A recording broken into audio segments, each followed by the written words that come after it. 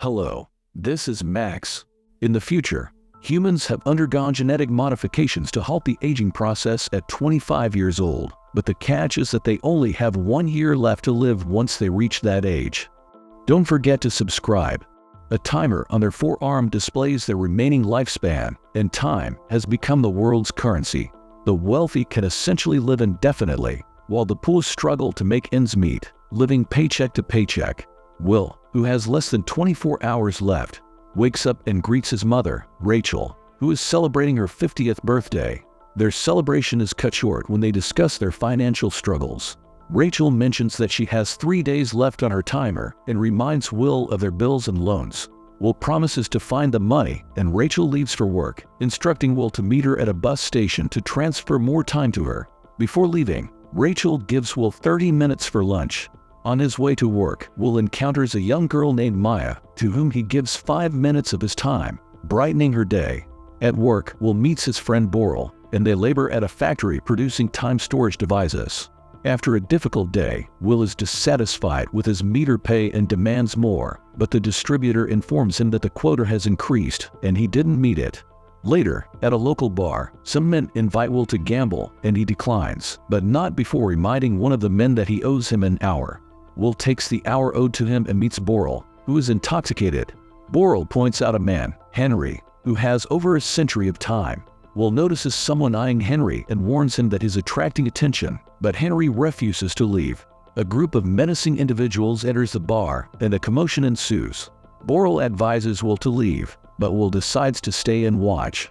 The leader of the group, Fortis, demands Henry's time and offers him a chance to fight for it. Henry appears unwell and goes to the bathroom, where he vomits. Will intervenes, incapacitating one of the attackers, and escapes with Henry. They elude the pursuing Minutemen and find refuge in an abandoned building.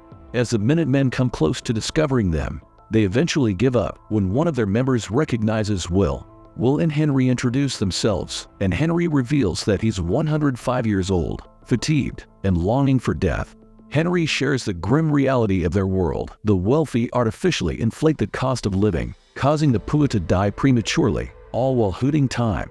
There's enough time for everyone, but the rich's greed and desire for immortality blind them to the suffering of the poor. Henry asks Will what he would do with his newfound time, and Will vows not to waste it like Henry. The two rest. The next morning, Henry gives nearly all his time to Will, leaving himself with just 5 minutes. Will wakes up to discover he now has over a century of time. He searches for Henry and finds him on a bridge. As Henry's final seconds count down, he smiles and falls into the river. Will later visits Boral and informs him of the truth. Inspired by his newfound knowledge, Will resolves to seek justice. Before leaving, he gives some of his time to Boral, who contemplates the possibilities. Meanwhile, Rachel pays off a 2-day loan but struggles to afford the bus fare due to rising prices. Desperate, she pleads with the driver and passengers but gets no help. She races against time but ultimately falls into Will's arms, just seconds away from the life they had dreamt of. Will now possesses an abundance of time, but his mother has none. The next day, timekeepers retrieve Henry's body from the river. Raymond, the senior timekeeper, and Jaeger, his junior, investigate and notice a camera on the bridge. Meanwhile, Will, with a new appearance and purpose, leaves his familiar time zone, passing multiple borders with increasing toll fees. He arrives in New Greenwich, a city vastly different from his own. Will's intention is to make the wealthy residents of New Greenwich pay for their cruelty. In New Greenwich, Will's behavior attracts the attention of Sylvia. He checks into a luxurious hotel room and wakes up with 105 years on his timer. Despite the comfort and opulence, the loss of his mother still haunts him. For the first time in his life, Will indulges in gourmet food and drinks, paying for his meal and generously tipping the waitress a week's worth of time. The waitress notices that Will behaves differently from the others, remarking that he seems to do everything a bit too quickly. Will playfully responds that he doesn't rush through things that truly matter. His plan is to enter a casino, but first, he decides to change his attire. Meanwhile, at the timekeeper's headquarters, they spot Will in their surveillance footage. Jaeger reports that a man has crossed multiple borders to reach New Greenwich. They begin gathering more information about Will on their computers, and Raymond mentions that he knows Will's father.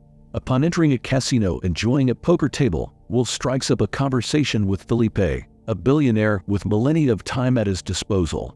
After a few rounds, Will accumulates a substantial winning of over 2 centuries. Felipe raises the stakes by 50 years, but Will remains confident and focused on the game. However, his attention shifts to Sylvia, a beautiful woman sitting beside Felipe. Felipe reveals his enormous wealth and justifies the vast disparity between the rich and the poor as a form of natural selection. He raises the pod by another 2 centuries, and Will accepts the challenge, risking his remaining 30 seconds of time. The outcome favors Will, and he gains a millennium, injecting excitement into Felipe's otherwise dull existence.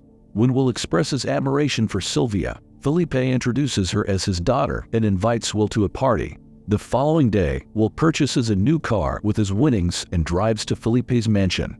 There, he encounters 3 generations of women who appear remarkably youthful.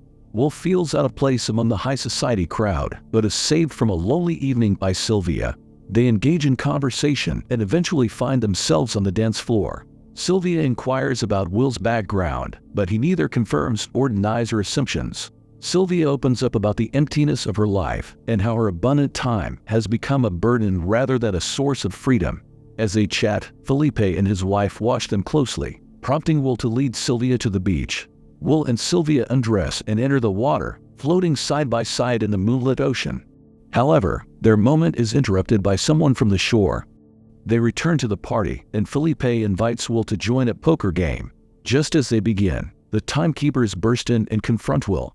They take him to an office, where Raymond introduces himself and questions why Will is in New Greenwich, with over a millennium's worth of time. Will truthfully explains that Henry gave him the time before he died. Raymond doubts his explanation, confiscates his time, and arrests him.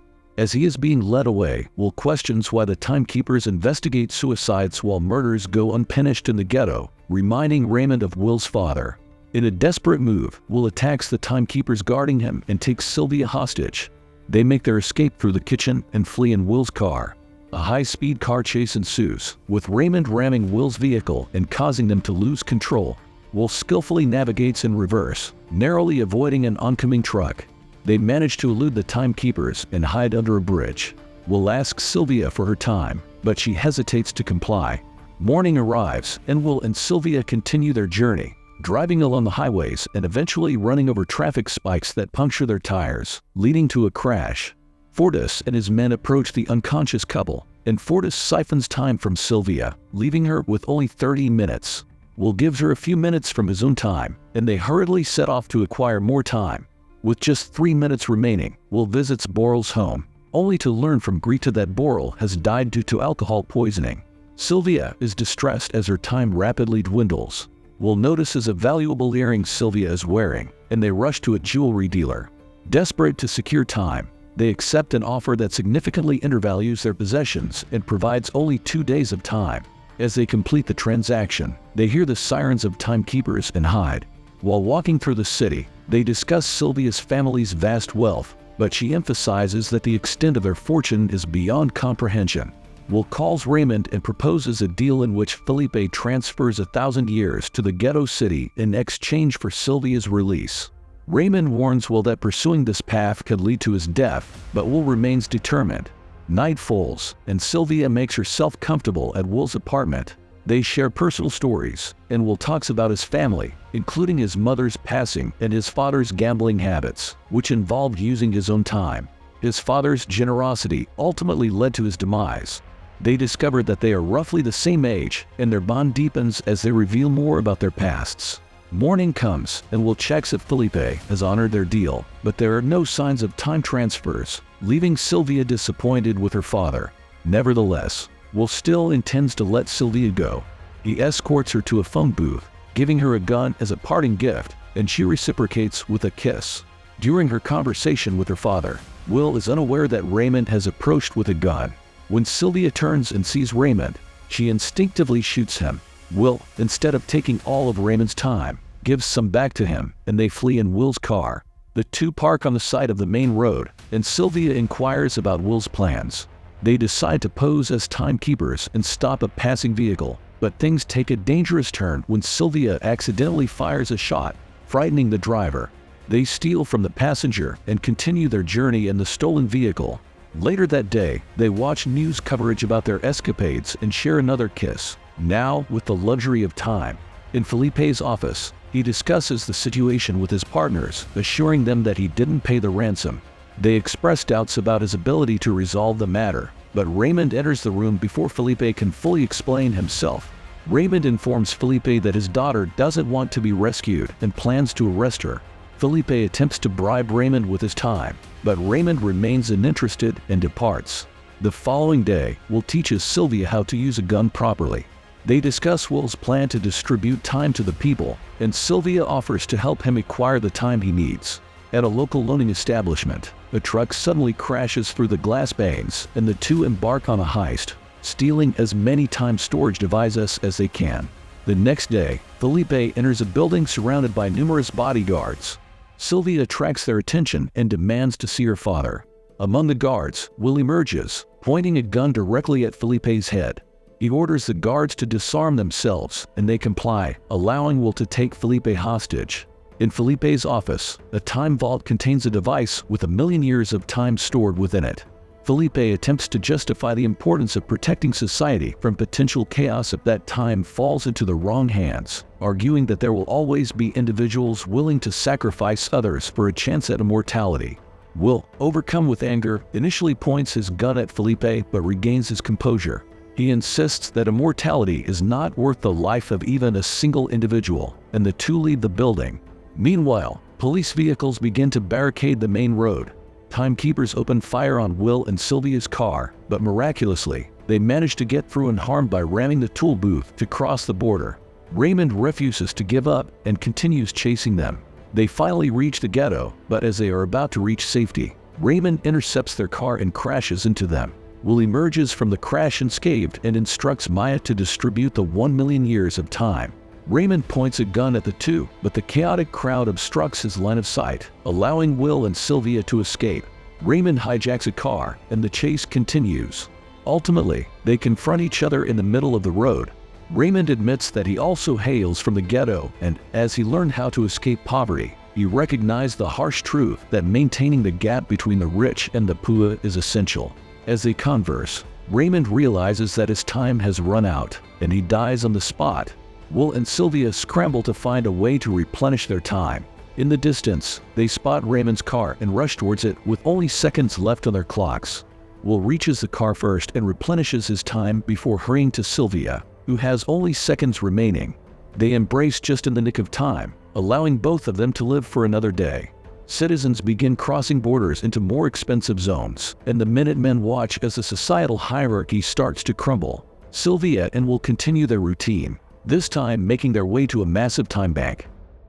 If you are interested in such films, please proceed to the next video on the screen, and also share your thoughts about this film in the comments. Give us a like and subscribe. Goodbye.